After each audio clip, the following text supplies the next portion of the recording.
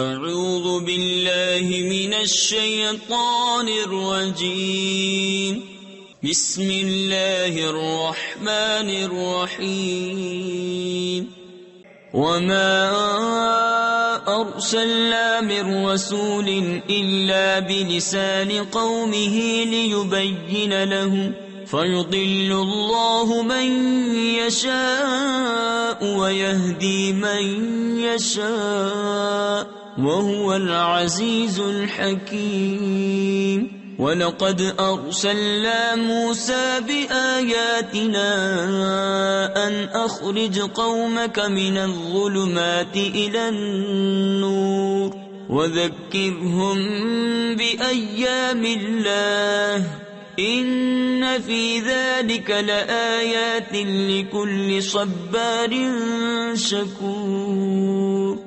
اور ہم نے ہر رسول اس کی قوم ہی کی زبان میں بھیجا کہ وہ انہیں صاف بتائے، پھر اللہ گمراہ کرتا ہے جسے چاہے اور وہ راہ دکھاتا ہے جسے چاہے، اور وہی عزت حکمت والا ہے۔ اور بے شک ہم نے موسیٰ کو اپنی نشانیاں دے کر بھیجا کہ اپنی قوم کو اندھیریوں سے اجالے میں لا اور انہیں اللہ کے دن یاد دلا۔ تفسیر خزائن العرفان میں ہے اللہ کے دنوں سے اللہ کی نعمتیں یا باحکم الہی واقع ہونے والے بڑے بڑے وقائع یعنی حادثات و واقعات مراد ہیں، یا وہ دن مراد ہیں جن میں اللہ نے اپنے بندوں پر انعام کیے۔ ان دنوں میں سب سے بڑی نعمت کے دن سید عالم صلی اللہ تعالی علیہ وسلم کی ولادت و معراج کے دن ہیں۔ بے شک اس میں نشانیاں ہیں ہر بڑے صبر والے شکر گزار کو۔ صدق اللہ العظیم۔